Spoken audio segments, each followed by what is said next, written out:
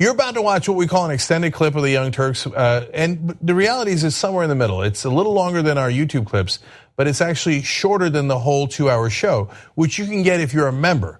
You can get it ad-free, and make sure you catch every news story we do that day. You're gonna love it as a full show. That's at tytnetwork.com/join. Thanks for watching. All right, welcome to the Young Turks. I'm your host, Cenk. I need you to understand what a phenomenal show we're gonna put on tonight for you guys.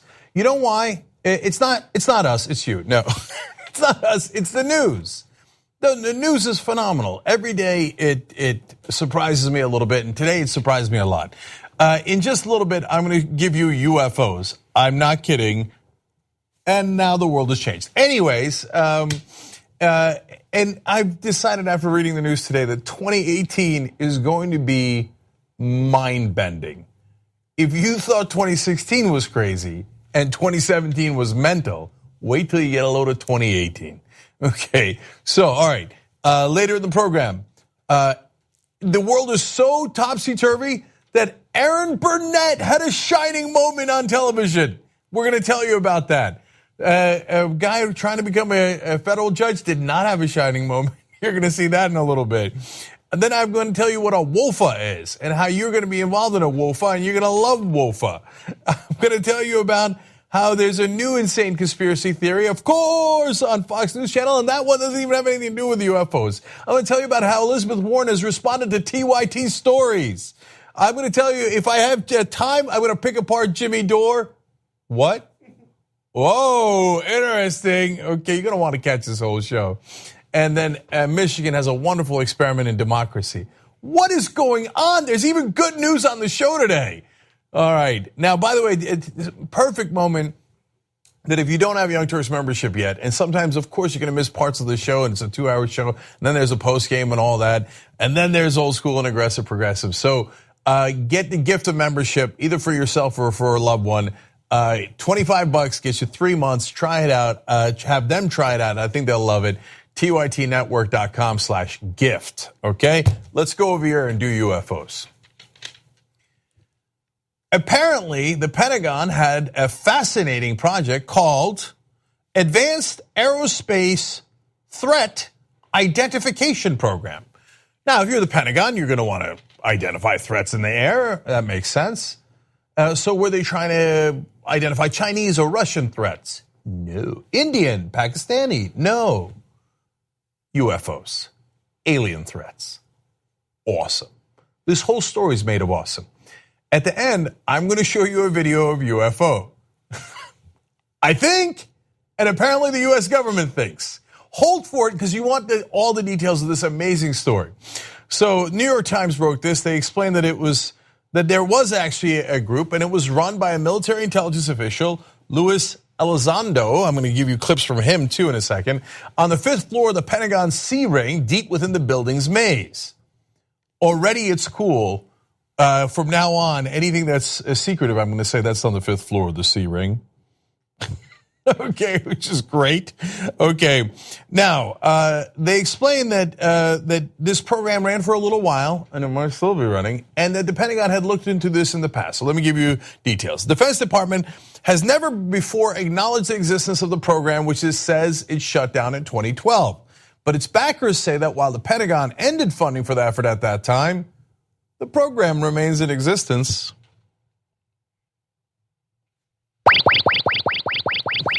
That's our old alien beep. Okay, for the past 5 years, they say officials with the program have continued to investigate episodes brought to them by service members while also carrying out their other Defense Department duties. Now, look, you know, your Uncle Harry, who's halfway there and halfway not there mentally, he comes over at Thanksgiving and tells you about UFOs that did X, Y, and Z to them. You say maybe, maybe not, right? But most of these data is collected from US service members. So now, does that mean that a guy, because he's in the US military, is by definition more trustworthy? No, not necessarily, of course. But, so when Bob comes in and tells me, look, man, I know how aircraft act and they don't act that way, I give that 0% credibility. Okay, when a Navy pilot's in the air and he sees a UFO and says an aircraft does not act that way, I give it a lot more credibility. Okay, it's not the end all be all, but pretty interesting. So let's go back in time for when they originally started doing programs like this and find out what they found out back then, when we had a lot less technology at our disposal. In 1947, the Air Force began a series of studies that investigated more than 12,000 claimed UFO sightings before it was officially ended in 1969. The project, which included a study codenamed Project Blue Book, I love names like that, started in 1952, concluded that most sightings involved stars, clouds, conventional aircraft, or spy planes, although 701 remained unexplained. Okay, but that was back then, and we just didn't have that much technology, and people believed in more kooky stuff back then. So, all right, grain of salt, okay. Now let's come back to what was happening recently. The shadowy program, parts of it remain classified, began in 2007, and initially it was largely funded at the request of Harry Reid, a Nevada Democrat who was a Senate Majority Leader at the time and who has long had an interest in space phenomenon. Okay, hey, Harry Reid did something in the Senate. Bless his heart. Okay, and if he found aliens, okay, maybe he rescued his legacy a little bit. Anyways, by the way, I liked Project Blue Book. If somebody comes to me and says, do you want to be involved in Project Blue Book? My answer is a definitive yes or a definitive no. Okay, because it either involves murdering somebody or finding aliens. I'm in for the alien part, not in for the murdering things. Okay, anyway, you can tell that I find this story cool, but they have real evidence we're going to get to in a second. So where'd the money come from? Well, most of the money went to an aerospace research company run by a billionaire entrepreneur and longtime friend of Mr. Reid's, Robert Bigelow, who is currently working with NASA to produce expandable craft for humans to use in space. Now, the money that was allocated to it was tiny. It was only $22 million out of us at the time $600 billion Pentagon budget. It's 22 million, not billion. So this is a very small number for the Pentagon. I don't like that it went to Harry Reid's friend. You can't apparently do anything in the Senate without at least a little bit of corruption sprinkled in. They would argue that it's not, but I wish that it went to someone who was not a friend of the guy who financed it through the government. Anyway, even Harry Reid says this was so-called black money. Senator Stevens knows about it. Inouye, Senator Inouye knows about it, but that was it, and that's how we wanted it. So it was those three senators that okayed it. Also, the first time black money has ever been used in a positive connotation. Usually, black money is, that thing where we sent a lot of money and weapons down to Nicaragua and 22,000 civilians died. That was black money. Or, bunch of billionaire donors got together and got themselves $1 trillion tax cut. That was black money. So this is actually black money or dark money that actually went to something interesting to try to see if there's UFOs. But notice, by the way, those two senators who approved it back then, apparently in a secured room in the Capitol with just those three senators, Reid, Inouye, and Stevens. Reid is now retired. Inouye has passed away, and so has Stevens. They were both really old. Anyway, now back to Bigelow, who's the one doing the research.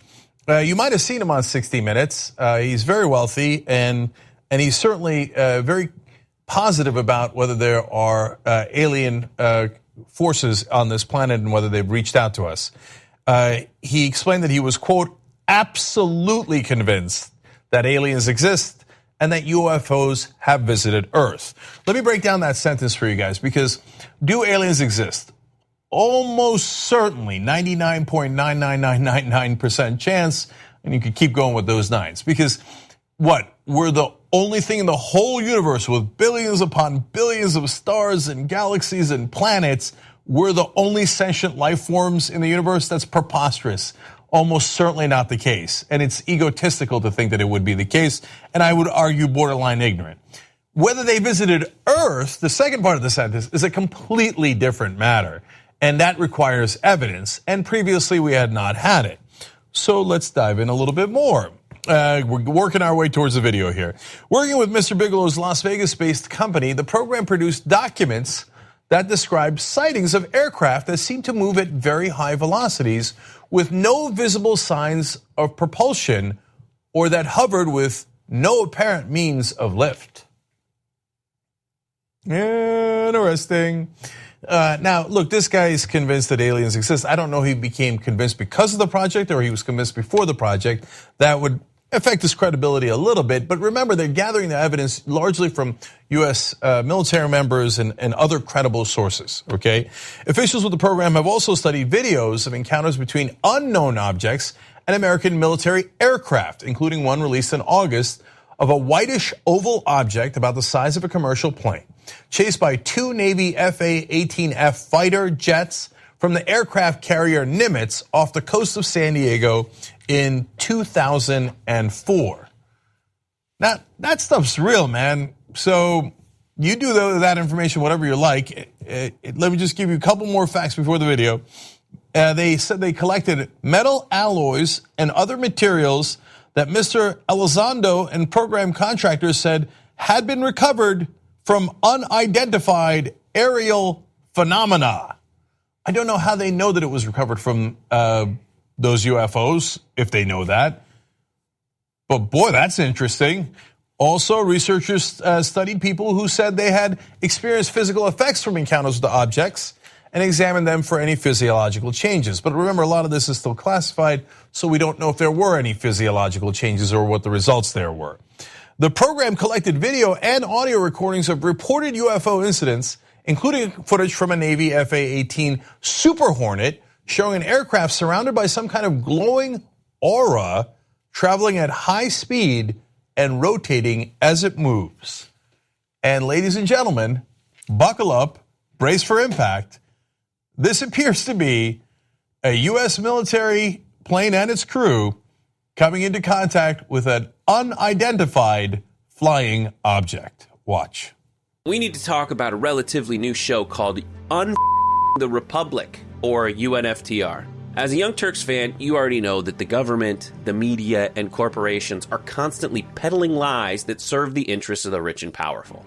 But now there's a podcast dedicated to unraveling those lies, debunking the conventional wisdom. In each episode of the Republic, or UNFTR, the host delves into a different historical episode or topic that's generally misunderstood or purposely obfuscated by the so-called powers that be, featuring in-depth research, razor-sharp commentary, and just the right amount of vulgarity. The UNFTR podcast takes a sledgehammer to what you thought you knew about some of the nation's most sacred historical cows. But don't just take my word for it. The New York Times described UNFTR as consistently compelling and educational, aiming to challenge conventional wisdom and upend the historical narratives that were taught in school. For as the great philosopher Yoda once put it, you must unlearn what you have learned. And that's true whether you're in Jedi training or you're uprooting and exposing all the propaganda and disinformation you've been fed over the course of your lifetime. So search for UNFTR in your podcast app today and get ready to get informed, angered, and entertained all at the same time.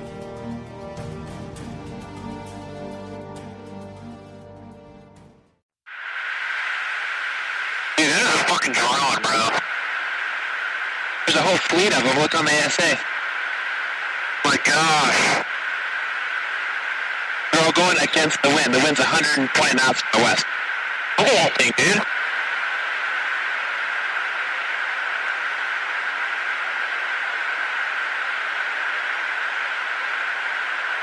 That's not our LNS, though, is it? It's not. It is the LNS, dude. Well, if there's like... Look at this thing. It's rotating. They didn't have me until it rotated. And then when it rotated, I was like, oh, that's interesting. Because it looks unidentified flying object. Could it be that the Chinese have come up with a drone that's amazing and can do that stuff? Maybe. But if it's not maybe the Chinese, I don't know what the other maybe is. So mind blown. Hold, here comes Elizondo. He was in charge of the program. He went on television recently because he ran it until it was financed from 2007 to 2012. And then he continued to run it with the CIA and others when it wasn't technically financed.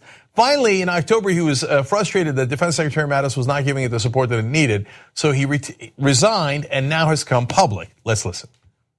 So let me just ask you point blank the question. Do you believe that life from somewhere else, while you ran this program, came here, visited, observed? I will tell you unequivocally that through the observation, scientific methodologies that were applied to look at this phenomena, that these aircraft, we'll call them aircraft, are displaying characteristics that are not currently within the U.S. inventory, nor in any foreign inventory that we are aware of. I love how military guys talk. It is not currently in the U.S. military inventory, nor in any inventory we're aware of. Already sounds badass. Burnett doing a great job here with a follow-up question. Let's watch. So I know you're being clear, but I mean, the answer is yes. I can't speak on behalf of the government. Obviously, I'm not in the U.S. government anymore. My personal belief is that there is very compelling evidence that we may not be alone, whatever that means. Here's what it means. They're here. Look, guys, I don't know. Of course I don't know. It requires evidence. And so before, there was no evidence that we knew of publicly. Now there is some. Make of it what you will, and I don't know what to make of it. And it's entirely possible that they are unidentified and will later be identified, and we'll figure out what the hell is going on. You know what? I need an alien ban until we figure out what the hell is going on. Okay, we got to ban people coming in from other countries. I mean, other planets and galaxies. Anyway, it's exciting times. The other thing that tripped me out from that video is when the pilot said, quote, "There's a whole fleet of them."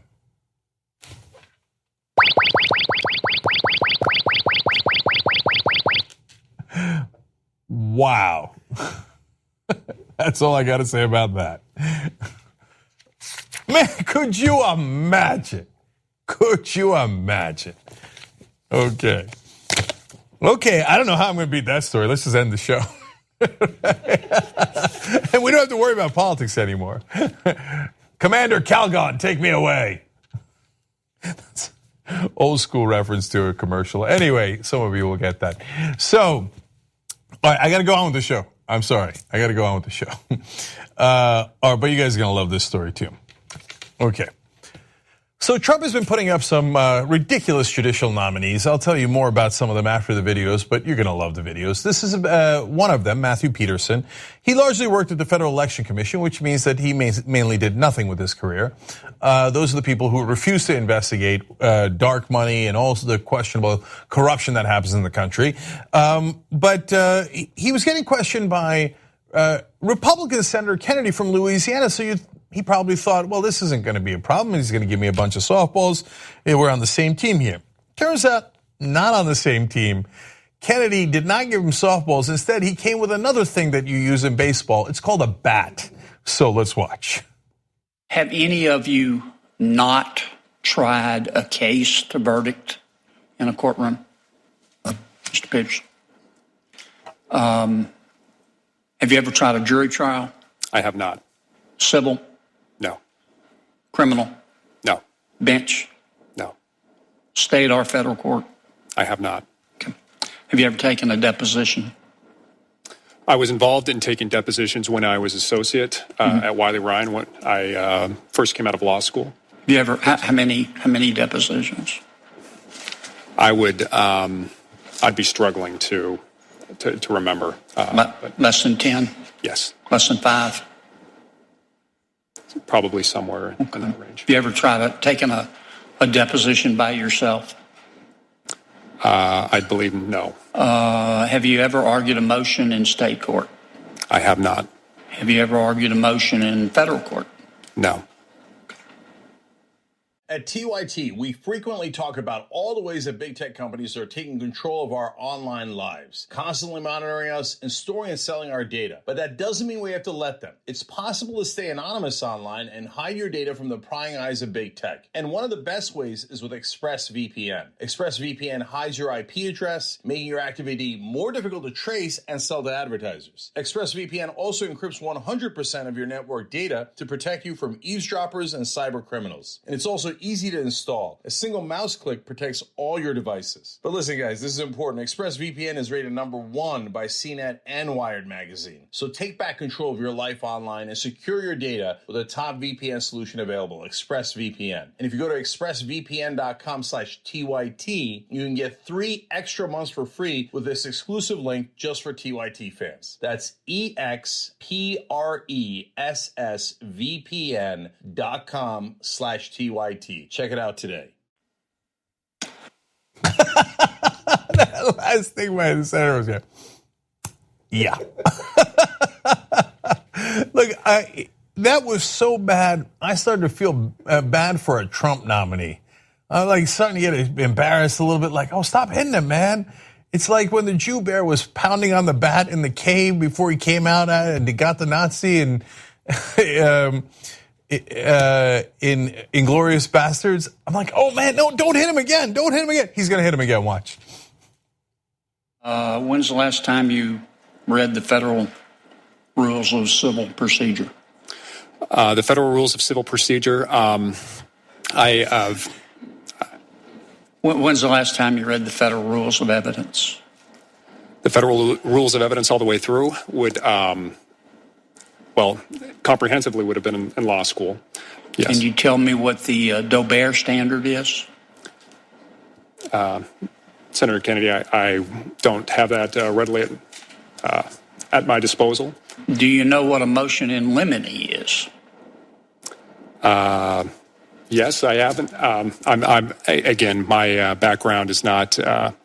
Just for the record, do you know what a motion in limine is? I would probably not be able to give you a good definition right here at the table. Do you know what the Younger abstention doctrine is? I've heard of it. How about the Pullman abstention doctrine? I heard. You'll all see that a lot in federal court. Okay. Look, I'm sure I don't agree with Kennedy on anything. I'm sure he voted for the tax cut stuff, but it was hard not to enjoy that. Okay. Have you ever seen a courtroom? Have you ever walked by a courtroom? Have you ever seen a courtroom on television? Okay. Do you know any legal rules at all? At all? Name one legal rule. I object, Your Honor. All right, he's not done with him yet. One last piece of questioning here. It's a little unusual, but check it out.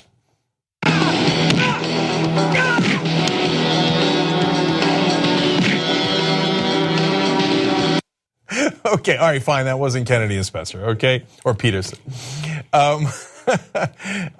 Look,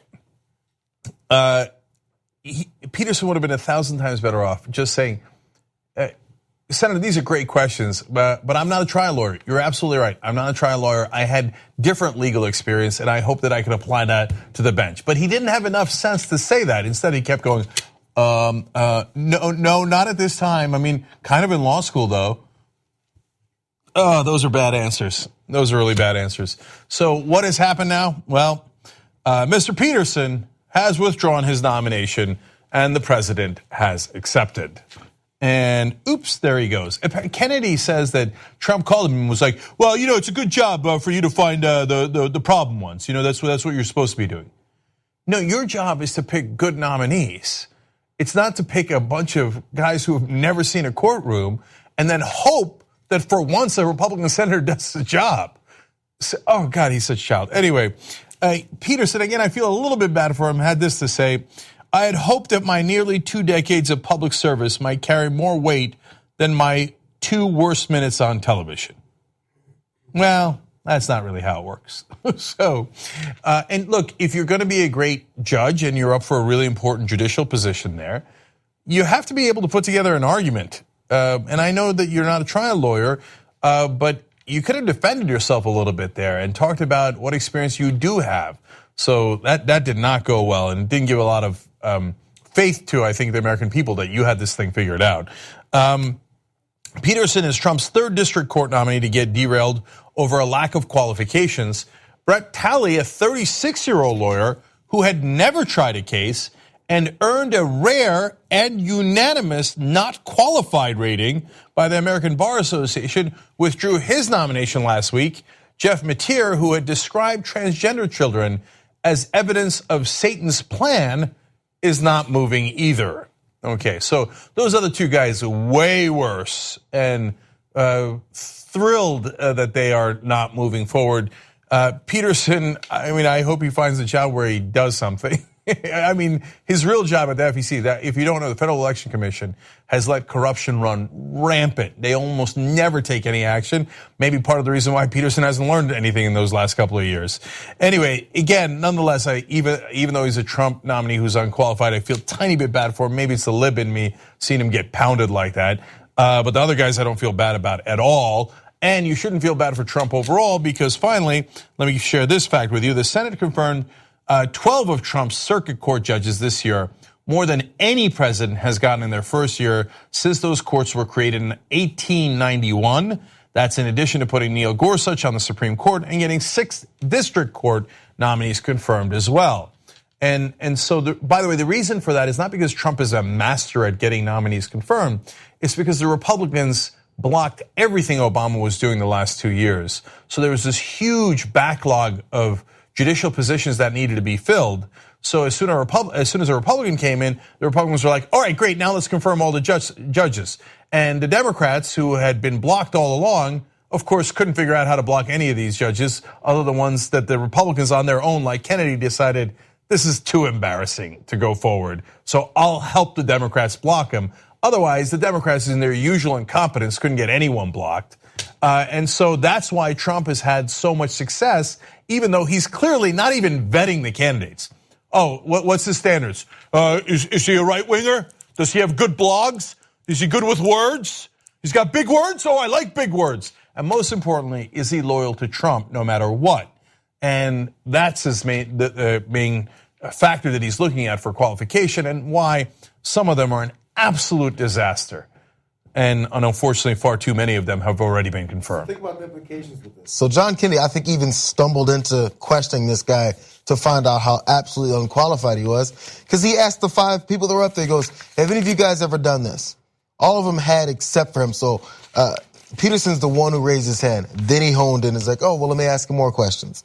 He didn't even realize, maybe, I don't know, this is my assumption, based off the fact he didn't go at him right away, he went at him because he was the one who didn't know anything or didn't have any experience. Then it carried on, and he was like, this is amazing. I didn't know it was this bad.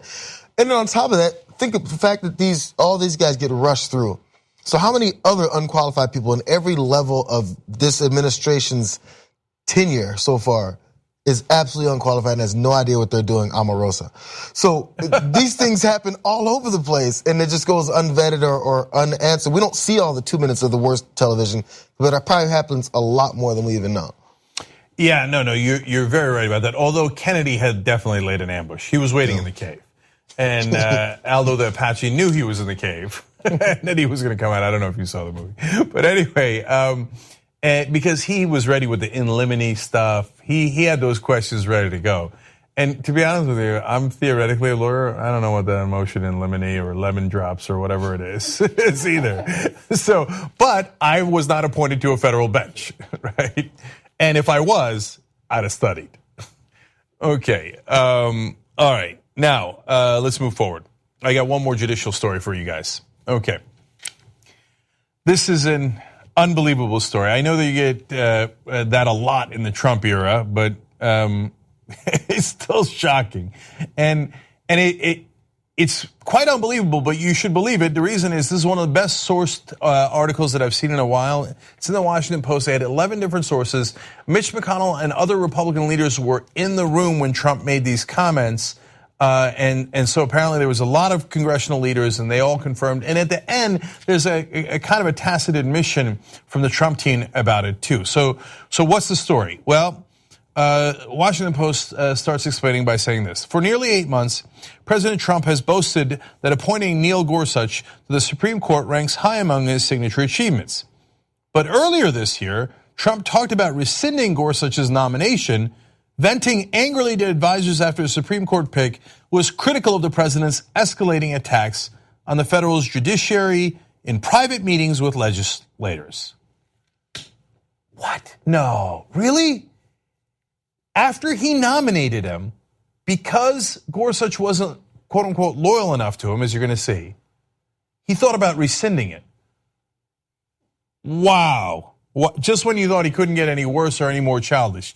Let's get more details. Trump, according to several people with knowledge of the discussions, was upset that Gorsuch had pointedly distanced himself from the president in a private February meeting with Senator Richard Blumenthal, telling the senator that he found Trump's repeated attacks on the federal judiciary, quote, disheartening and demoralizing. And Trump apparently lost it over that. But wait a minute, you knucklehead. This Supreme Court justices are supposed to be separate from the executive branch. So when they go to their process of getting confirmed, that's literally the first thing that they say. Oh, I'm independent of the executive branch. I'm independent of the guys who appointed me. I'm independent of politics. So that is what Gorsuch is doing in order to get on the bench. I don't even really believe him, but of course he's going to say that. He'd be incredibly stupid not to say that. That would be the only thing you could say pretty much that would block your confirmation. In fact, the very first question asked was from a Republican, Chuck Grassley, in his hearings, public hearings. And he said, hey, are you independent of the president? And Gorsuch started by saying, Senator, that's a softball. Of course I am. But Trump is so stupid, he doesn't know that. So he's like, what do you mean you're independent of me? How dare you say that? Oh, God, you're so stupid. If he hadn't said that, he wouldn't get confirmed. All right, more details from the story. The president worried that Gorsuch would not be, quote, loyal, one of the people said, and told aides that he was tempted to pull Gorsuch's nomination and that he knew plenty of other judges who would want the job. Okay. It's not how the Supreme Court works. Yeah, I know Bobby down the street. He did my tax work once. He's a lawyer. Hey, there's plenty of judges that want the job, and they'll be loyal to me, like my lawyers that also work for the mob. They're loyal to me. They're good guys. Maybe I'll get them on there. Remember when he was first asked, and I know that this also sounds unbelievable, but during the primaries, when he was first asked who he thinks would be a good Supreme Court nominee, he said Andrew Napolitano, the Fox News judicial analyst. This man is an utter buffoon. More. In a meeting with House Speaker Paul D-R.I. and Senate Majority Leader Mitch McConnell, Trump attacked the judge in sharp terms, surprising his fellow Republicans. At this point, we shouldn't be surprised. I shouldn't be surprised. But I mean, he doesn't know anything. He doesn't know how the Supreme Court works at all, at all. You know more about the American government by an order of magnitude, 10 times more than what Trump, the president, knows. Remember when challenged during the campaign that he doesn't know really important things like the nuclear triad and other parts of being president, he said, oh, well, when I get in there, I'm going to learn it so good, it's going to make your head spin. Does it look like he did a lot of homework and he learned it so good that it made our heads spin? Our heads are spinning, but for a different reason, I think. More from the Washington Post. The person added that he largely faults, that's another one of their sources, that he largely faults the White House for failing to adequately prepare Trump for Gorsuch's comments and to explain that Supreme Court nominees asserting their independence from the president who appointed them was a natural part of a successful confirmation process. In other words, they forgot to explain it to the man-child and forgot what an idiot he is, that you'd have to tell the president, now remember, okay, don't get upset, Donnie. He's going to say that he's not going to be 100% loyal to you. He's probably lying, but the point is that he's supposed to say that to get confirmed. Okay, man-child? You better not say anything bad about me. Oh, John, what a pathetic mess of a guy. Okay. So goes off the handle here, thinking about pulling him. They have to tie him down, make sure he doesn't pull the thing, because people would be livid, right? And he would lose his base. His base really liked it. Now he's bragging that I was on course. I just side the whole time. I'm the one who picked him. Oh, he didn't even pick him. Anyway, but then Gorsuch winds up sending him a note. Apparently the note got there late. The reason why I don't believe that Gorsuch is independent of Trump is Gorsuch is basically an ass kisser. That's how he got the job in the first place.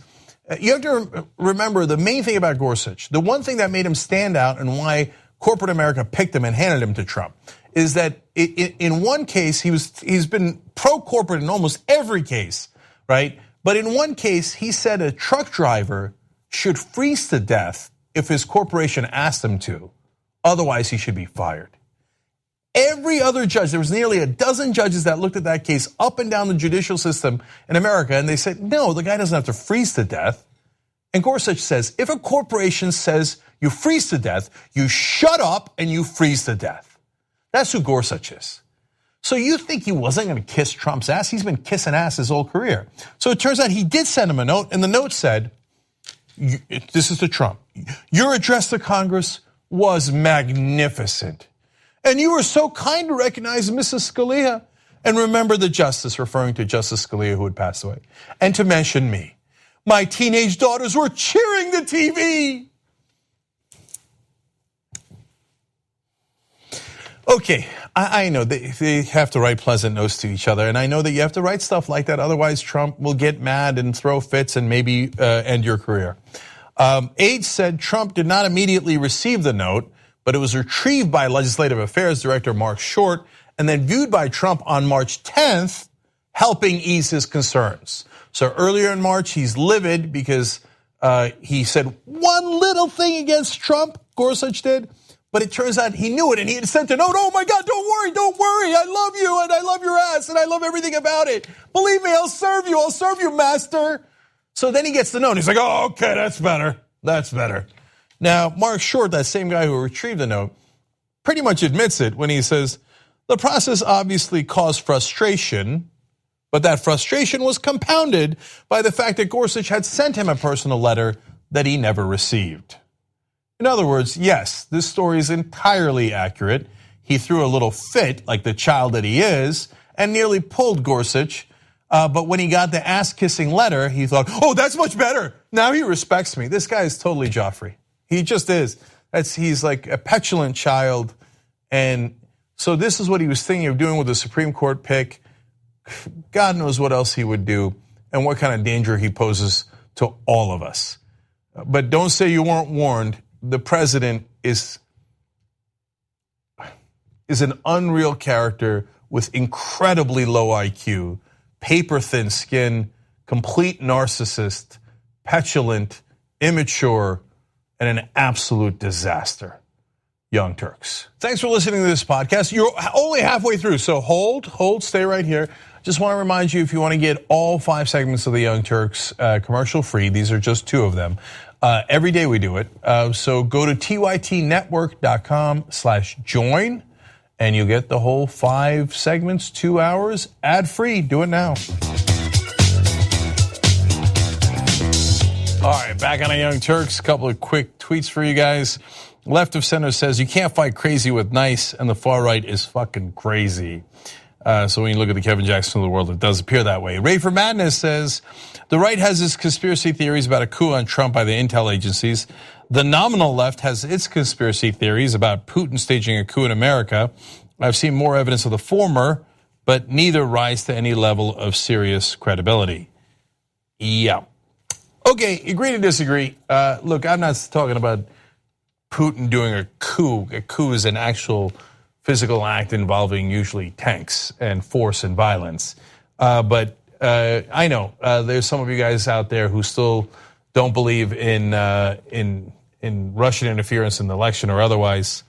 It's okay. We'll see. You're wrong, but bless your heart. We'll see when the evidence comes out. All right, let's go over here and do more stories. Okay. No, not yet. I want to do Elizabeth Warren first.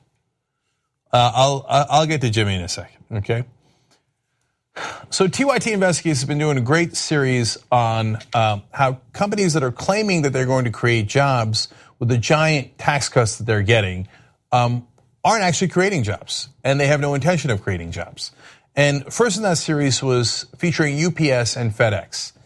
So our reporters don't have any grudge against any particular company. They just happen to look at companies from different verticals, including Apple, Lockheed Martin, and these particular companies, and to see, well, are they creating jobs? Do they have plans in motion to create jobs? And if they do, they do. And if they don't, well, then they probably shouldn't use the talking points about how the tax cuts are going to create jobs, because that is not their intent. Well, they found out that in the case of UPS and FedEx, they actually do not have any intention. And please go back and read those stories. We'll have some of them in the links in the description box below. and see how they explain that and how they proved it. So let me give you a quick synopsis in this story by Steve Horn. TYT reported that 2 companies among America's largest employers already have billions of dollars in cash on hand and are investing hundreds of millions in initiatives that stand to reduce their employment levels. That's referring to UPS and FedEx. Well, now, U.S. Senator Elizabeth Warren has picked up on those facts and is talking about it. She said giant corporations like UPS and FedEx have billions of dollars in cash on hand that they could already be using to increase wages or hire more workers. If they aren't using this money to improve the lives of Americans now, there's no reason to believe they'll do otherwise with the windfall they'll get if Republicans pass this reckless tax bill. So, look, I'm really proud of the TYT Investigates team. That portion of the company does objective reporting, and the results speak for themselves. And at the same time, if it leads to recognition among the people that can do something about these issues, and they actually take action to address it, that is wonderful. So in this case, the Democrats are outvoted, and the Republicans will almost certainly pass that tax bill. But at least we're getting the word out that it is not for jobs. It does not do that. So more to that, Elizabeth Warren also said, the big lie Republicans have been telling for decades is that massive tax cuts for corporations will lead to higher wages and more jobs. The last time we handed out big tax breaks to corporations, they walked out with sacks of money while the American worker got kicked to the curb. Well, Steve Horn actually went and investigated that as well. That was her charges about something that happened in 2004. So let's give you the facts on that. He says Warren was apparently referring to the 2004 tax holiday on corporate repatriation of overseas profits. A 2011 report by the Institute for Policy Studies found that the companies repatriating the most money actually laid off workers in the years following because there was no mandate in the legislation to create jobs. So I reported about that in the past on the Young Turks, and the companies that did lobbying for that tax holiday, as they call it, corporations are apparently so much of people that they even get to take vacations, including tax vacations, although you actual human beings don't get tax vacations, they do. But that tax vacation or holiday, the amount of money that they spent on it, they got a 24,000% return on investment. So that's why they buy off these politicians. But they couldn't buy off Elizabeth Warren, and she's pointing out the facts. Now, Lamar Alexander is from Tennessee, where FedEx is a huge center, and he voted for the bill. He's a Republican. Corker, same thing, has also gotten a lot of money from FedEx. They both have. So conveniently, they thought, no, we'll take FedEx's word against the facts. When asked to explain himself, Lamar Alexander said the GOP tax bill takes, quote, the handcuffs off job creators to grow the economy. Well, there were no handcuffs on them to begin with. The corporations have run amok. They make incredible profits. FedEx and UPS have billions of dollars stored away. They're not creating any jobs with it. And when we looked into their so-called plans to create jobs, we found out they're actually automating things and will reduce jobs. Lamar Alexander said, yes, but did my check clear? Okay, he didn't say that part. That's me reading into his intentions. Now, they point out, here are facts again from TYT Investigates. Alexander has taken $68,300 in campaign contributions from FedEx during his political career. Gee, I wonder if that had something to do with it. Okay, on the other hand, one more fact from this story that I find really interesting. Look for all this information at youtube.com/TYT Investigates, and also, of course, on our website, tytnetwork.com. So, and whenever we do a story, guys, whether it's our own story or other stories, we'll usually have the link to the article in the description box below. So they also found out that Steve Cohen, who's also from Tennessee, but a very progressive Democrat, has taken a little bit more money than Lamar Alexander. And Alexander is a senator. Cohen is just a congressman, but he took about $69,000 from FedEx. So normally in politics, when that happens, the politician, whether a Democrat or Republican, will find a reason to say, oh yeah, I think FedEx does a great job anyway. Yay, let's vote for the tax bill that they want. But credit to Steve Cohen, because he did not do that. Here's his quote. The massive corporate tax cut comes with no promise that companies will create jobs and no prohibition that it won't be transferred to stockholders as dividends. FedEx is one of Memphis' largest employers, a boon to the Memphis economy, and makes a great effort to give back to the community. But the bill should at least have incentives for companies to create jobs. Otherwise, it is just what I've called it from the start, a massive gift to the 1%. Hey, we found a politician that's honest. So, you know what? Just when you thought it wasn't possible. All right, great reporting by TYT Investigates, and great to see that it's having an effect.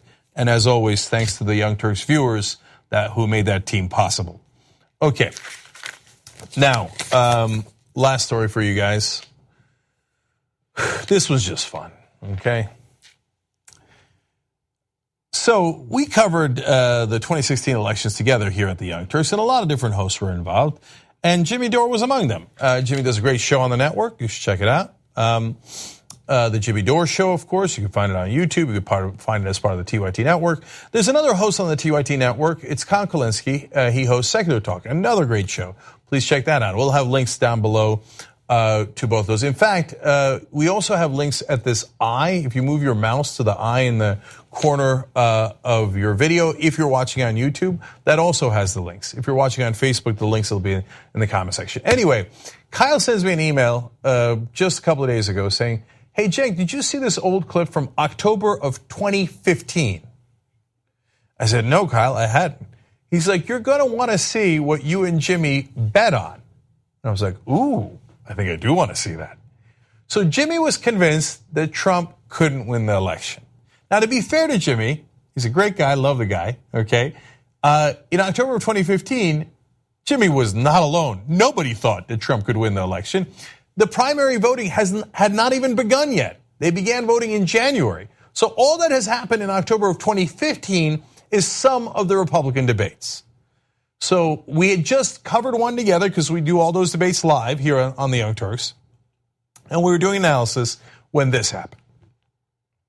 You guys have talked me into increasing the Trump's chances of winning. Okay. No, you keep underestimating 10-1. I'll give you 10-1 on Trump right now. Oh my I will God. Take it. Finally. Yeah. Okay. He's been saying this all show long for 3 hours. I'll give you $100. I win, $1,000 to you. Really? You're going to give me $1,000? Yes. Nomination or general election? He wins. General election. What are we talking about? Okay. Okay, I'm going to be a man of my word, and I'm going to make that bet. What can I do? I'm a man of my word.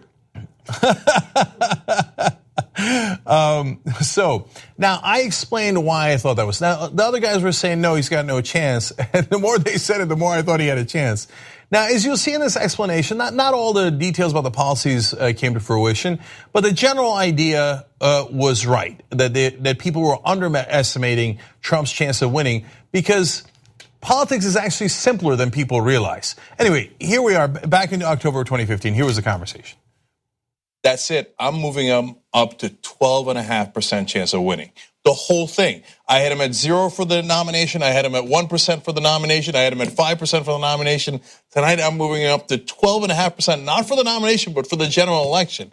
Okay, this Republicans love alpha males. The guy is keep it simple, stupid, okay? He keeps it simple.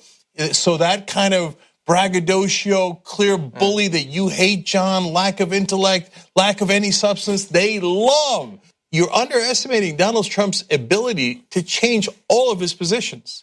He has no principle. He has no shame. Donald Trump is super right-wing on a lot of things now. And then when it comes to general election, he'd be like, what do you mean? Yeah. Of course, for Latinos, again. You know what I'm going to do? I'm going to increase food stamps. I'm going to give Latinos free education. Who cares? He doesn't want to win. He doesn't care. He doesn't care, right? They're like, hey, listen, I'm talking about bad guy immigrants. I'm keeping them out so I can give the good guy immigrants here, Latinos in the country, everything they want. Chicken in every pot. I'm horrified. He has no shame. You're right. You're right. And by the way, a third of his positions are far more progressive than the Republican positions. Yes. So he can come out and say, hey, wait, I'm the guy who wants to increase taxes on hedge funds. What? And Hillary Clinton said during the debates that she represents Wall Street. Nah, he didn't do all that, but he did a lot of it. Okay. So what were my two principal theses? Keep it simple, stupid. Republicans are not that bright. They'll like the alpha male that's keeping it simple. And Trump has no shame or no principles, and that'll help him win. I'm not saying told you, except for the graphic next to me that says told you. Even down to him saying, oh yeah, I'll take away the hedge fund tax breaks. Just today, it is confirmed that even though he did say that in the campaign, he will not be taking away the tax breaks for hedge fund guys. Why? Because he has no shame. He knew that he just needed to win. He didn't actually need to deliver on any of those promises. So I'm going to ask for your help here on how much I should make Jimmy pay. Okay, but before I do, because I'm the most reasonable man in America, I want to show you the very end of that clip, and we'll have the link to the whole clip down below as well. Look at what, so we go through a 10-minute explanation, and then Jimmy at the end panics a little bit and says this. Like, now you're getting a little scared, right? Yeah, I'm getting a little scared. After all, they called him 5-1. So he joked about 5-1. So let's go to the public here. Let's go to you guys, and you help me decide. That picture of Jimmy's awesome. TYTnetwork.com/thebet. How much should Cenk make Jimmy pay? $1,000, because that was the bet. $100 for 10-1 bet. That's the one we shook on. $500, because at the end, Jimmy said 5-1. Okay. Or C, come on, that was all in good fun. Let him go. Let him go. Don't make him pay you. Now, I think I'm going to do whatever you guys say. Okay. So this poll actually matters. Of all the polls we've ever done, this probably will have the most effect. And Jimmy will probably vote 1,000 times. So outvote him, okay? I know which one I'm going to vote for. Look, we'll see if you guys are, which way you come out on it. I will tell you this: if Trump had lost, would I have given Jimmy the $100? Absolutely, right? So your call, and I'm not looking for a pound of flesh. Overall, nothing but fun. And Jimmy's great. Check out his show. You're going to have nothing but fun. He was raging during the elections. He's still raging today because he's right about that. All right, we'll be right back. Thanks for watching what I hope was a lovely edition of the Young Turks. Now, you know that is 2 of the 5 segments that we do because that's free. We want to have you support independent media and come watch the whole show that we do every day. That's 5 segments overall, no ads at all. That's at tytnetwork.com/join. Come become a member. Thanks for watching either way. Thanks for listening to the full episode of The Young Turks. Support our work, listen ad-free, access members-only bonus content, and more by subscribing to Apple Podcasts at apple.co/TYT. I'm your host, Cenk, and I'll see you soon.